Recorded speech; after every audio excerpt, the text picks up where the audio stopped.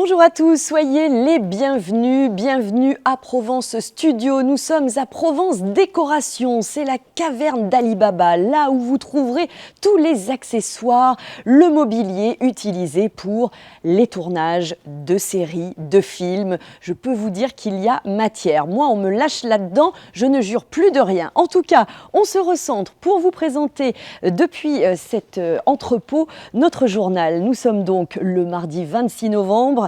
Et on va revenir pour commencer sur le procès du drame de la rue d'Aubagne à Marseille. Une audience très attendue aujourd'hui. Julien Ruas a été longuement entendu. Le tribunal a cherché à déterminer ses potentiels manquements, notamment avant les effondrements du 5 novembre 2018 à Marseille. L'ancien adjoint en charge de la prévention des risques a gardé une même ligne de défense. Reportage sur place signé Cassandra Mourou. Ce n'est pas ma délégation c'est les immeubles en péril. S'il n'y a pas de signalement avec une adresse, on n'intervient pas. Voilà ce qu'a répété à de nombreuses reprises Julien Ruas aujourd'hui, malgré une situation urgente établie à Noailles bien avant les effondrements et un budget conséquent mis à disposition. La ville n'a pas agi. Pour l'avocat de Julien Ruas, son client s'est tenu à sa compétence, maître Benjamin Mathieu. Je pense que ce n'est pas une ligne de défense, c'est juste l'application des textes. Monsieur Ruas était tenu par des obligations qui sont prévues dans des codes et il a respecté les obligations qui étaient les siennes. Il ne faut pas confondre les obligations qui relèvent du maire ou de la mairie avec celles qui lui avaient été effectivement déléguées. Et la réalité, c'est que monsieur Ruas, sur le pouvoir qu'il avait, il l'a effectivement exercé. Le tribunal a questionné M. Ruas. Face à un problème avéré, n'est-ce pas aux politiques d'être proactifs et d'aller au-delà d'un certain cadre d'action ? Le problème du logement n'est pas de ma délégation, répétera le prévenu inlassablement, agaçant une partie du public.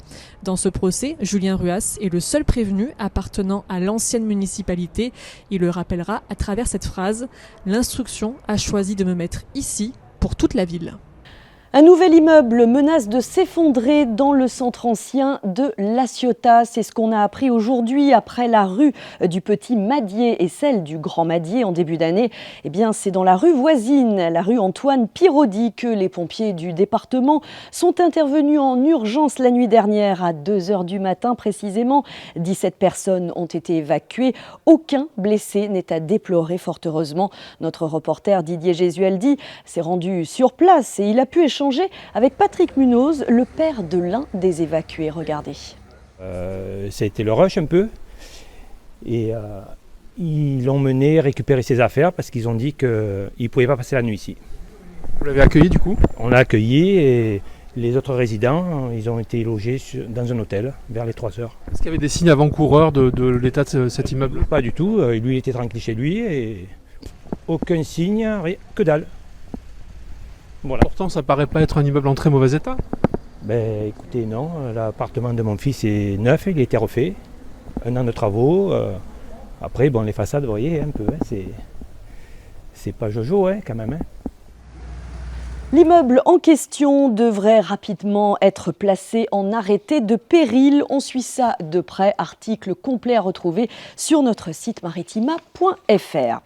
À Gardanne, excellente nouvelle pour la centrale biomasse à l'arrêt depuis près d'1 an. La plus grande centrale de France, ancienne centrale à charbon en reconversion, va reprendre ses activités en début d'année prochaine après un accord conclu entre son propriétaire, Gazelle Énergie, et puis l'État. La ministre déléguée à l'énergie de la transition écologique, Olga Givernet, en visite sur le site ce matin, a d'ailleurs dévoilé le montant de l'accord en question.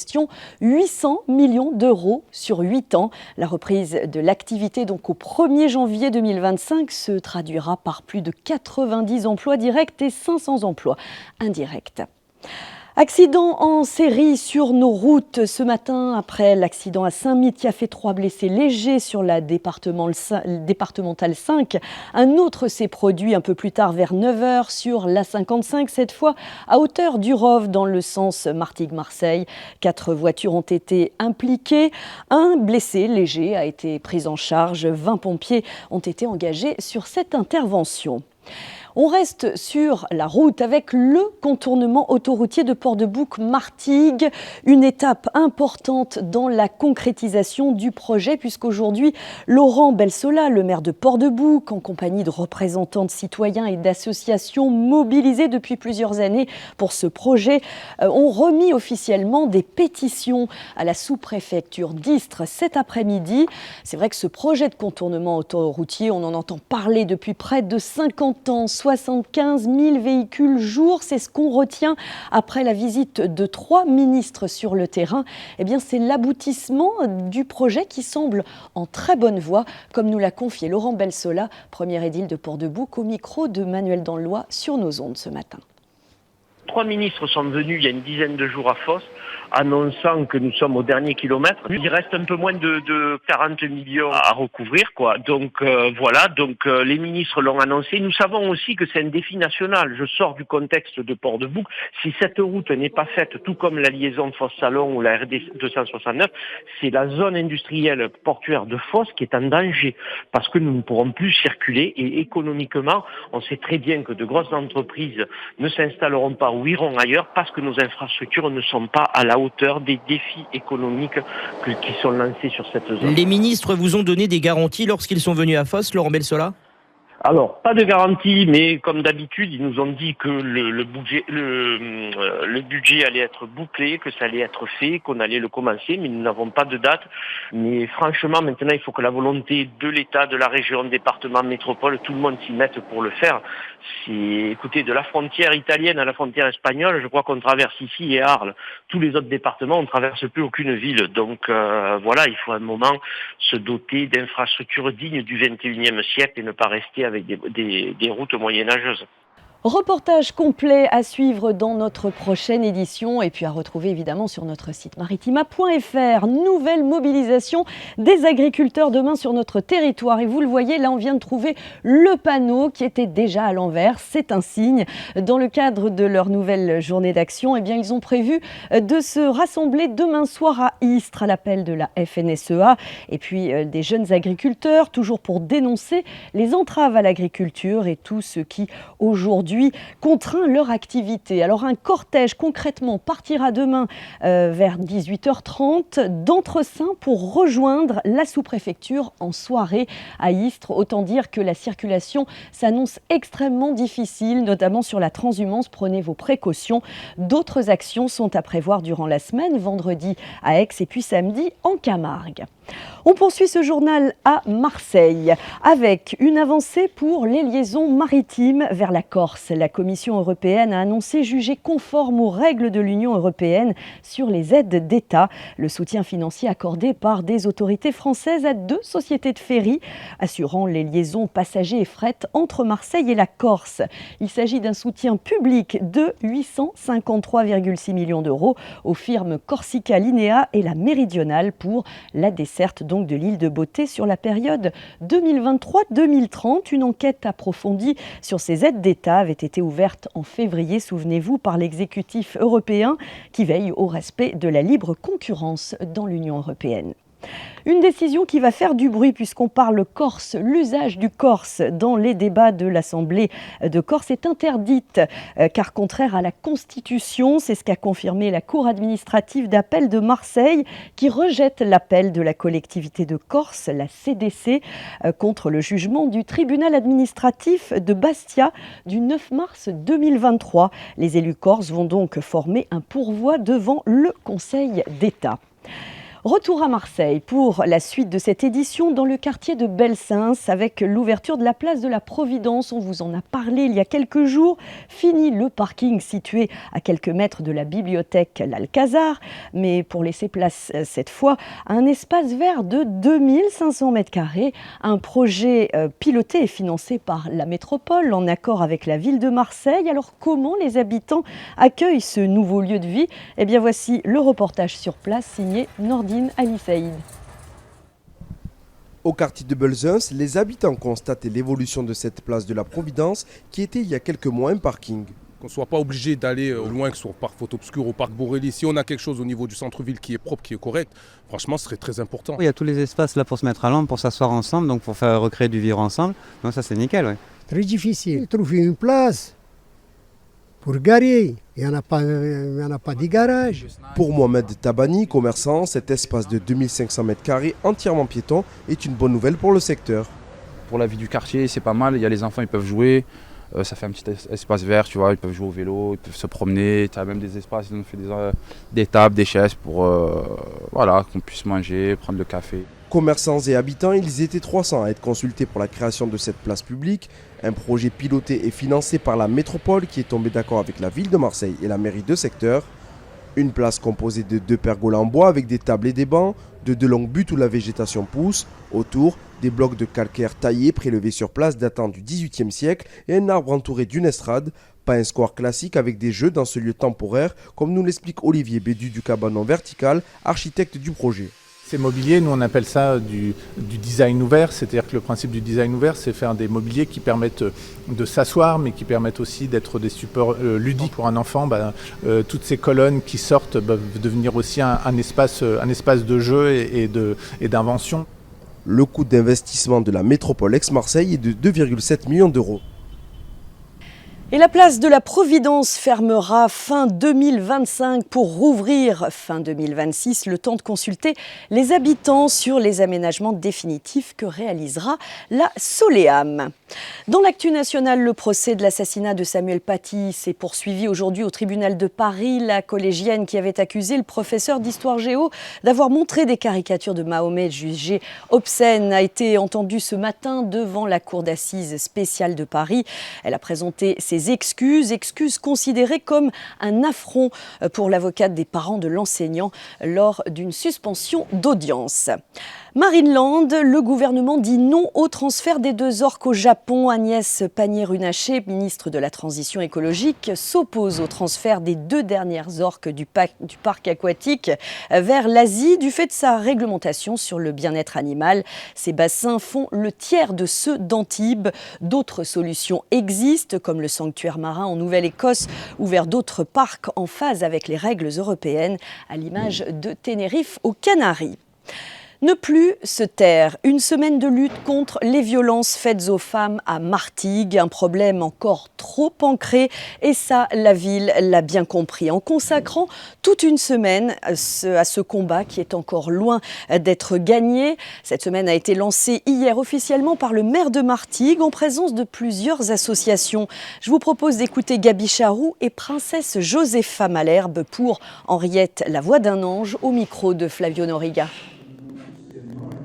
C'est des siècles et des siècles de comportements compliqués vis-à-vis des femmes. Il y a encore une centaine de femmes qui ont été victimes de féminicide en 2023. Et cette année, on est en train, je crois, de battre ce triste record. Donc le travail est lourd et important et il est indispensable que tous ceux qui ont la volonté de cette égalité, de la fin de ces violences, fassent leur part. Nous voulons faire notre part. Cette année, c'est une semaine entière qui est consacrée à des expositions, à des débats, à des rencontres, à des prises de position. C'est absolument indispensable de travailler tous ensemble pour remédier à ces difficultés. D'abord les violences, puis les comportements aussi, et les attitudes et le sort qui est réservé aux femmes de manière générale. C'est très difficile parce que quand on est sur l'emprise, c'est complètement difficile déjà de pouvoir s'orienter vers les associations qui peuvent les accompagner parce que aller directement au commissaire, parfois ils ont peur de sauter le pas. Donc moi je me dis que quand une femme elle est victime de violence, de harcèlement, il faudrait qu'elle puisse déjà franchir le pas. Si elle ne peut pas aller au commissariat, il faut qu'elle aille vers une association qui peut l'orienter pour pouvoir le faire. Parce que quand on lève la main une fois, on peut lever 10 fois. Donc il faut briser le tabou, il faut lever la parole, il faut dire. Parce que la personne qui est victime de violence, ce n'est pas elle qui a un problème, c'est le bourreau qui a un problème. Plus de 122 féminicides sont à déplorer sur cette année selon le collectif Nous Toutes. Alors le hasard nous conduit ici, toujours à Provence Décoration, au milieu des outils, du matériel destiné aux scènes de crime, aux policiers, aux thrillers. Vous le voyez, des équipements notamment pour la morgue. Alors pour rappel, on va souligner que le dispositif d'élargissement du dispositif de dépôt de plainte dans les hôpitaux représente 377 cette structure. C'est un chiffre qui nous est donné par le secrétaire d'État en charge de l'égalité entre les hommes et les femmes. Alors plusieurs associations, Solidarité Femmes 13, La Perse ou encore SOFA, participent à cet événement dédié à l'élimination des violences à l'égard des femmes. Notez des illuminations en orange, ça c'est à l'initiative du Zonta Club de Martigues-Étang-de-Berre. Il y a aussi des expos pour faire tomber toutes les idées reçues sur ce thème, comme dans le hall de l'hôtel de ville de Martigues. Et puis les médiathèques du territoire exposent. Alors il y a Fait pas genre à Saint-Mitre, Égalité et consentement à Châteauneuf, sans oublier une sélection d'ouvrages à votre disposition dans les médiathèques de Martigues et Port-de-Bouc. Je vous le rappelle, ce numéro, Violence Femmes Info, 39 19. Il est anonyme au niveau de l'appel, il est gratuit. Il concerne aussi les enfants en danger pour le 119. Retenez bien 39 19 et 119. Voilà, ça ne doit plus durer, ça doit cesser. Un mot de sport en volley, une belle affiche ce soir à Martigues. Les Martégots qui réalisent un bon début de saison en Ligue B affrontent un pensionnaire de Liga en difficulté. Il s'agit de Narbonne. Martigues devra réaliser l'exploit pour se qualifier. On vous propose évidemment de vous rendre à Julien Olive ce soir, coup d'envoi donné à 20h.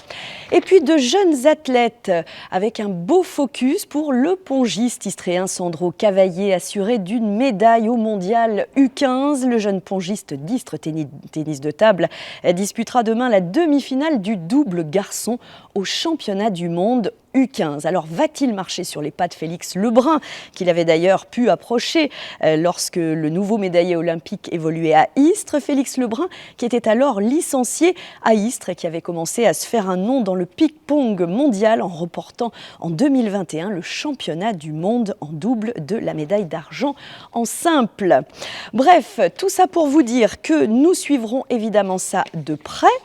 Et puis bravo à la badiste de Fos, Elsa Jacob, au championnat d'Europe U19. L'équipe de France de cette catégorie de badminton participe au championnat d'Europe par équipe à Ibiza jusqu'au 30 novembre. Et puis avec la compétition individuelle qui suivra jusqu'au 5 décembre. Et dans cette équipe de France figure donc cette Phocéenne Elsa Jacob qu'on suit depuis pas mal de temps. Elle abordera le double dames et mix en tête de série numéro 1. On lui souhaite bonne chance. 30 ans de service, ça se fête. Il y a 30 ans, y avait-il ce genre de téléphone encore? Je ne sais plus, en tout cas je les ai moi-même beaucoup utilisés. En tout cas, sachez que l'espace Pluriel Jeune à Istres a bien compris qu'un bel anniversaire, ça se célèbre comme il se doit. Et pour l'occasion, une programmation s'étale sur plusieurs semaines avec en point d'orgue le PJ Festival. Ce sera le 14 décembre prochain. Avant ça, vendredi dernier avait lieu la soirée de lancement, vous l'avez annoncé, avec tous ceux qui ont suivi de près, de loin les activités de l'EPJ. Et quand on les écoute, on s'aperçoit qu'à l'EPJ, rien n'a changé en ce qui concerne la ligne de conduite depuis 30 ans. Voici les réactions au micro de Flavio Noriga. Moi, ça fait 2 ans que je suis là, donc j'ai pas la nostalgie des 30 ans que peuvent avoir les anciens salariés qui sont présents. Et d'ailleurs, ça se voit dans leurs yeux qu'il y a une réelle émotion qui est là. Moi, c'est plutôt la fierté de faire partie de l'équipe actuelle et de mettre en avant tout ce qu'on fait aujourd'hui et aussi de montrer que l'espace Pluriel Jeune, même 30 ans après, il y a une réelle dynamique qui est toujours présente. Franchement, et ça dure depuis 30 ans, donc ce qui veut dire que cette structure, en 30 ans, elle a évolué certes, mais elle est restée telle qu'elle était au départ, quoi. Et donc, c'était un besoin nécessaire pour cette ville. C'est vrai que ça m'a fortement aidé en termes de tarifs préférentiels, et notamment l'aide au permis, qui est un grand plus pour nous, jeunes, istréens. C'est toujours une équipe qui veille, qui regarde ce qui se passe, qui est à l'écoute. Et c'est comme ça qu'on passe à travers les générations de 1994 à 2024. On est toujours là. On essaye de faire encore mieux, on a encore de beaux événements qui arrivent au mois de décembre avec le PJ Festival. Et c'est presque mieux que le Black Friday. Parlons-en justement de cette opération commerciale. C'est ce vendredi, vous le savez, mais les boutiques commencent déjà à afficher des soldes au village des marques à Miramas. Le Black Friday a déjà commencé, il va se poursuivre jusqu'à dimanche inclus. De quoi ravir les clients qui vont pouvoir éviter les journées noires de monde, même si certains ne sont pas toujours au courant. C'est ce qu'a pu constater Flavio Noriga en tendant le micro Maritima. Ouais, ça me convient par rapport au travail, par rapport au monde aussi. ça me convient. De toute façon, on ne serait jamais venu le jour du Black Friday comme on ne vient jamais le premier jour des soldes. Faut être dingue pour se mettre dans la foule. Voilà. Donc on se cale différemment. Mais ce qui est très bien, c'est qu'il y a des magasins qui, eux, anticipent le Black Friday et qui font déjà des promotions. Oui, moi je trouve que c'est bien parce qu'on peut faire plus d'économies. Donc c'est bien avec les fêtes qui approchent. Si jamais pour les petites idées cadeaux, ça peut être pratique. Et quand on n'a pas le temps, c'est bien que ce soit rallongé et pas que sur une seule journée. Donc c'est cool. Mais moi je l'ai appris ce matin que c'était les Black Friday. Mais ouais, c'est top, il y a 30% de plus. Sur déjà un village où il y a déjà des marques, donc c'est top. De la couleur pour terminer avec la sortie très attendue par tous les minots et même les plus grands. Demain, il s'agit de Vaiana 2, la suite des aventures de l'une des plus intrépides héroïnes Disney. De retour sur grand écran pour ces fêtes de fin d'année, c'est juste idéal. À travers Vaiana 2, bien les studios d'animation Disney vous invitent à un voyage inédit dans les îles du Pacifique en compagnie de cette aventurière au long cours qui est toujours prête à relever tous les défis. Et là, cette fois, elle reçoit un appel inattendu de ses ancêtres. Elle va devoir entreprendre un périple qui va la conduire jusqu'aux eaux dangereuses situées aux confins des mers d'Océanie. La suite de ces péripéties, c'est donc à voir dans vos salles de ciné, Multiplex Le Palace à Martigues, Pâté Plan de Campagne ou encore Pâté La Joliette à Marseille. Faites-vous plaisir, allez au ciné avec vos enfants. C'est un beau moment à partager. Et puisqu'on parle cinéma, eh bien, silence, on tourne, ou tout au moins, on va tourner dans la région. Une nouvelle série va débarquer sur TF1, elle sera Made in Provence. Après la série Marseille en 2016, Netflix et TF1, première chaîne d'Europe, s'associent de nouveau pour produire et diffuser une toute nouvelle série intitulée Tout pour la lumière. Elle sera dispo dès le printemps prochain, une série qui s'inscrit un peu dans la lignée de Fame, Glee ou encore Undo Stress. Si vous avez la ref, part belle aux performances artistiques, au chant, à la danse sur fond dramatique au sein d'une grande saga familiale. Cette nouvelle série de 90 épisodes sera tournée au premier semestre 2025 dans la région, en décor naturel à La Ciotat, après grosse hésitation de la production pour la Camargue, et puis en studio, ce sera à la Belle de Mai à Marseille. Et pourquoi pas à Provence Studio, qui sait, à découvrir en tout cas prochainement sur TF1, TF1+, et Netflix. C'est la fin de ce journal, merci infiniment de l'avoir suivi. C'était un plaisir de vous emmener dans les allées de Provence Décoration. Très belle soirée à tous et à demain.